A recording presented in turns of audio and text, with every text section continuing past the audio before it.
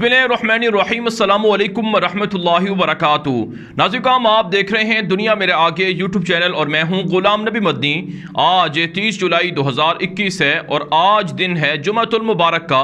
इस वीडियो के अंदर अफगानिस्तान की ताज़ा तरीन सूरत हाल, अफगानिस्तान से मुताल्लिक नई खबरें, नई अपडेट्स और मालूमात आपके सामने रखेंगे। नाज़रीन, आप जानते हैं अफगानिस्तान के अंदर अफगान तालिबान का मुहासरा, अफगान तालिबान की कार्रवाइयाँ जारी हैं और अफगान तालिबान को रोज़ाना वक्फे से फतूहात मिल रही हैं। अफगान तालिबान का एक और जो बड़ा मुहासरा कामयाब हुआ है, ऑपरेशन कामयाब हुआ है, ये सूबा हिरात के अंदर हुआ है। यहाँ का डिस्ट्रिक्ट एक करुख है जिसे तालिबान ने दोबारा फतह किया है। जी हाँ नाज़रीन, इसे दोबारा फतह किया गया है। इससे पहले अफगान तालिबान ने 1 माह पहले इस ज़िले को फतह किया था, फिर दोबारा काबुल फ़ौज के साथ लड़ाई हुई, झड़प हुई, ऑपरेशन हुआ। काबुल फ़ौज ने इस करुख डिस्ट्रिक्ट का दोबारा कंट्रोल संभाल लिया, लेकिन फिर तालिबान ने कई रोज़ के मुहासरे के बाद काबुल हुकूमत के कमांडो से ये ज़िला दोबारा हासिल कर लिया है। अफगान तालिबान ने इसकी वीडियो भी जारी की है जो इस वक्त आप हमारी स्क्रीन पर देख रहे हैं। ये डिस्ट्रिक्ट करुख की है, सूबा हिरात की इंतहाई अहम डिस्ट्रिक्ट है और सूबा हिरात वैसे ही अहम सूबा है अफगानिस्तान का, क्योंकि इसकी सरहदें ईरान के साथ मिलती हैं और ईरान के साथ जो तिजारत है वो इसी रास्ते से, इसी सूबे के ज़रिए से होती है। तो अफगान तालिबान का सूबा हिरात के अंदर कंट्रोल ज़्यादा है। तो अब एक और डिस्ट्रिक्ट दोबारा तालिबान ने हासिल करके मज़ीद इस डिस्ट्रिक्ट की अहमियत को और इसी तरह से इस सूबे की अहमियत को और अफगान तालिबान की इस्लामी इमारत की क़ुव्वत को मज़ीद बढ़ा दिया है। इसके अलावा नाज़रीन में एक और जो बड़ी खबर है सूबा हिरात ही से है कि यहाँ का एक और डिस्ट्रिक्ट है, गुज़ारे इसका नाम बताया जा रहा है, इसे भी अफगान तालिबान ने फतह कर लिया है।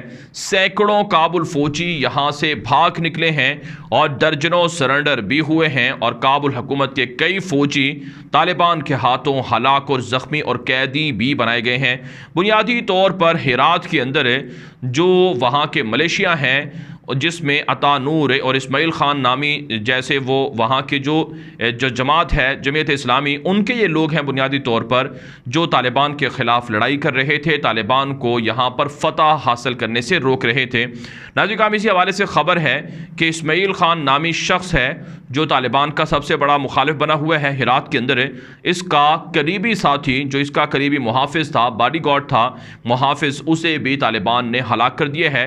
इस्माइल ख़ान की उम्र 70 साल बताई जाती है। ये सोवियत यूनियन के ज़माने में ये जिहाद के लड़ता रहा है, ये साबिक मुजाहिद है, लेकिन इस वक्त ये तालिबान का मुखालिफ बना हुआ है, हथियार उठाए हुए हैं। इस वजह से तालिबान ने इसे भी मारने की धमकी दे रखी है और इसको कहा है कि या तो वह हथियार डाल दे, अमरीका को खुश करने के लिए, काबुल हुकूमत को बचाने के लिए तालिबान का मुखालिफ ना बने, तालिबान के सामने हथियार डाल दे और जो डील है, जो सुलह है वो कर ले ताकि खून खराबा ना हो। तो बहरहाल मुकम्मल जो हिरात सूबा है उसका 90% इलाका तालिबान की गिरफ्त में है। महज 10% इलाका है जो काबुल फ़ौज के पास है या उनके मलेशियाओं के पास है। यहाँ का दौरा भी किया था अशरफ गनी ने ईद उल अज़हा से पहले और इसी तरह से उनके वज़ीर दाखिला ने भी दौरा किया था, लेकिन ये दौरे बेमाना रहे हैं और जो अलहदा फ़ौजें पहुँचाई गई थी वो भी नाकाम रही हैं और तालिबान फिर भी जीत गए हैं। अब नाज़रीन, एक और बड़ी खबर पर बात कर लेते हैं जो अफ़गान तालिबान की फ़तह के हवाले से है। ये है सूबा बल्ख है। यहाँ के मुख्तलिफ अजला से तालिबान के सामने 71 काबुल फ़ौजी हथियार डालकर सरेंडर हुए हैं। जी हाँ नाज़रीन, बल्ख भी काबुल हुकूमत का गढ़ समझा जाता है। यहाँ पर भी अता नूर और उसके मलेशिया मौजूद हैं और यहाँ पर भी बड़ी तादाद में काबुल ने फ़ौजें लगा रखी हैं। बुनियादी तौर पर सूबा बल्ख हो गया, सूबा हिरात हो गया, सूबा बादगीस हो गया। यहाँ से चूँकि जो पड़ोसी मुल्क हैं तुर्कमानिस्तान, ईरान, उज़्बेकिस्तान, इनके साथ तिजारत होती है, इस वजह से यहाँ पर काबुल फ़ौजें फ़ोकस किए हुए हैं कि अगर ये इलाके निकल गए तो यहाँ की आमदनी और रेवेन्यू तालिबान के पास जाएगा। लेकिन अफ़गान तालिबान भी इन इलाकों पर स्पेशल फोकस किए हुए हैं और दुश्मनों को नाकों चने चबा रहे हैं। ये जो खबर है कि 71 काबुल फ़ौजी सरेंडर हुए हैं, इससे अफ़गान तालिबान की जो सलाहियत है, जो उनकी ताकत है, उसमें इजाफा होगा।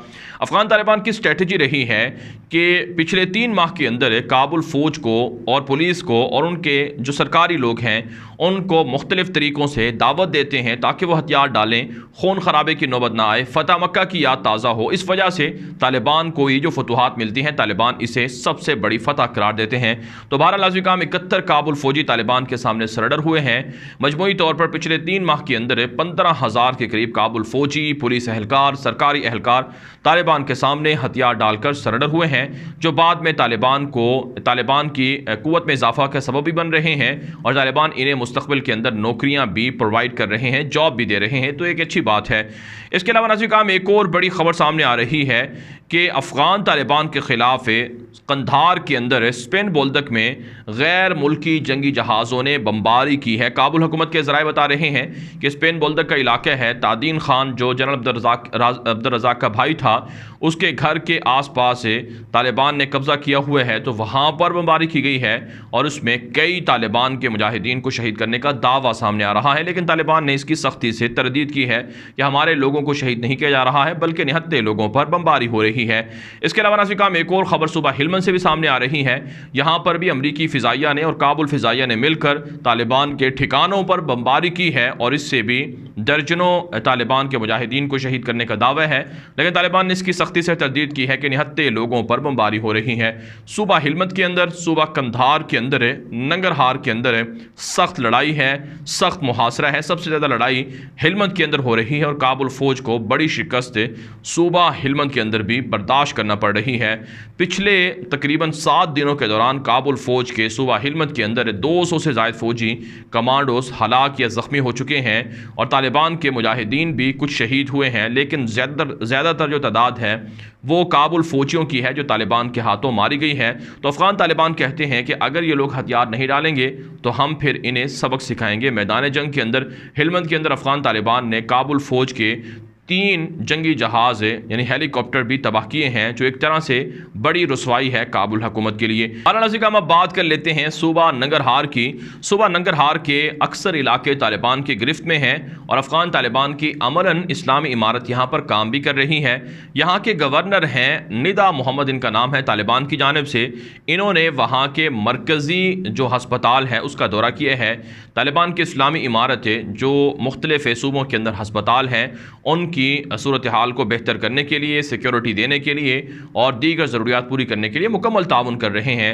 तो अफ़गान तालिबान के इस गवर्नर ने दौरा किया है, इसकी तस्वीर भी जारी की गई हैं और तालिबान के जो तर्जुमान हैं और इसी तरह से जो इमारत इस्लामी के लोग हैं वो इन तस्वीरों को नशर भी कर रहे हैं और ये कह रहे हैं कि अफ़गान तालिबान ने अफ़गानिस्तान की आवाम की फ़लाह व बहबूद के लिए किसी भी तरह की गलती या किसी भी तरह के समझौते से इनकार किया है कि हर सूरत अफ़गान आवाम को सेहत की सहूलियात मिलेंगी, बेहतर अंदाज से मिलेंगी। इसके अलावा नाज़रीन, एक और जो खबर सामने आ रही है वो ये है कि सूबा समनगान के अंदर भी अफ़गान तालिबान की फतूहात जारी हैं। यहाँ पर मज़ीद 3 चेक पोस्टें तालिबान ने फतह की हैं और कई काबुल फ़ौजी सूबा समनगान के अंदर भी हथियार डालकर सरेंडर हो चुके हैं। जबकि नाज़रीन, खबरें ये भी सामने आ रही हैं कि जो काबुल फ़ौज की दरिंदगी है, जंगी जराइम है, इस हवाले से तालिबान ने कंपेन चला रखी है और काबुल फ़ौज के जंगी जराइम को बेनकाब किया जा रहा है। तालिबान के सियासी दफ्तर के तर्जुमान हैं डॉक्टर नईम वर्द के और ज़बीहुल्लाह मुजाहिद और इसी तरह से दीगर जो सहाफ़ी हैं अफ़गान तालिबान के, वो काबुल हुकूमत की दरिंदगियों को, जंगी जराइम को वाज़े करके इंसानी हकूक़ के इदारों को झंझोड़ रहे हैं कि तुम लोग हमारे मुजाहिदीन के ख़िलाफ़ प्रोपेगेंडों पर तो बड़ी आवाज़ें उठाते हो, लेकिन काबुल हुकूमत की जो असल जंगी जराइम हैं, जो वाज़े हैं सबके सामने, उस पर तुम आवाज़ क्यों नहीं उठाते हो, उस पर तुम एक्शन क्यों नहीं लेते हो। वाराणसी का हम बात कर लेते हैं अफ़गानिस्तान की सरजमीन से पाकिस्तान पर एक मरतबा फिर हमला हुआ है। अफसोसनाक वाक़या पेश आया है। सूबा खैबर पख्तूनख्वा का जो कैपिटल है पेशावर पाकिस्तान के अंदर है, यहाँ का इलाका है हयाताबाद। यहाँ पर पुलिस वैन पर ग्रेनेड के ज़रिए से हमला हुआ है। एक अहलकार शहीद बताया जा रहा है, 5 ज़ख्मी बताए जा रहे हैं। नाज़रीन, पाकिस्तान की सरजमीन पर अफ़गानिस्तान से हमले मुसलसल बढ़ रहे हैं। अक़वाम मुत्तहिदा रिपोर्ट दे चुकी है कि अफ़गानिस्तान की सरजमीन भारत और पाकिस्तान मुखालिफ जो अनासर हैं उनके ज़रिए से इस्तेमाल हो सकती है और यकीनन हो रही है। पिछले 2 महीनों के अंदर पाकिस्तान पर 70 से ज़ायद हमले हुए हैं अफ़गानिस्तान की सरजमीन से, जिसमें पाक फ़ौज के 60 जवान शहीद हुए हैं और 2 दर्जन से ज़ायद लोग लोग ज़ख्मी भी हुए हैं। तो पाकिस्तान की फ़ौजें अफ़गानिस्तान के बॉर्डर पर ज़रूर मौजूद हैं, लेकिन अंदर से दुश्मन और ज़्यादा तेज़ हो चुके हैं। पाकिस्तान के अंदर हमले करवा के पाकिस्तान के अमन व अमान को ख़राब करने की साजिशें हो रही हैं।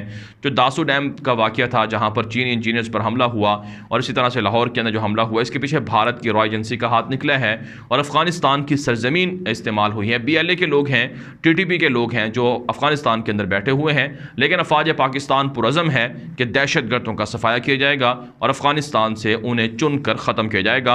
और पाकिस्तान की फ़ोर्सेस में इजाफ़ा और पाकिस्तान की जो नेशनल सिक्योरिटी के इदारे हैं, बिलखुसूस जो ISI के जो इंटेलिजेंस लोग हैं, इंटेलिजेंस इदारे हैं, ये भी काफ़ी मुतहर्रिक हैं और हुकूमत का भी काफ़ी फोकस है पाक अफ़गान बॉर्डर पर। 2690 किलोमीटर बॉर्डर है, ताकि ये सिक्योर रहे, यहाँ से दहशतगर्दी खून खराबा ना हो और पाकिस्तान अफ़गानिस्तान के अंदर घुस कर भी दुश्मनों का कला कमा कर रहा है। इस वीडियो के बारे से जो आपकी राय हो कमेंट के जरिए से ज़रूर पहुँचाएँ। मज़ीद खबरों के लिए आप हमारे ट्विटर अकाउंट दुनिया मेरे आगे गुलाम नबी मद्दी को भी फॉलो कर लें, जहाँ पर आपको अपडेट्स मिल सकती हैं। अब तक के लिए इतना ही, इजाज़त दीजिए। अल्लाह हाफ़िज़।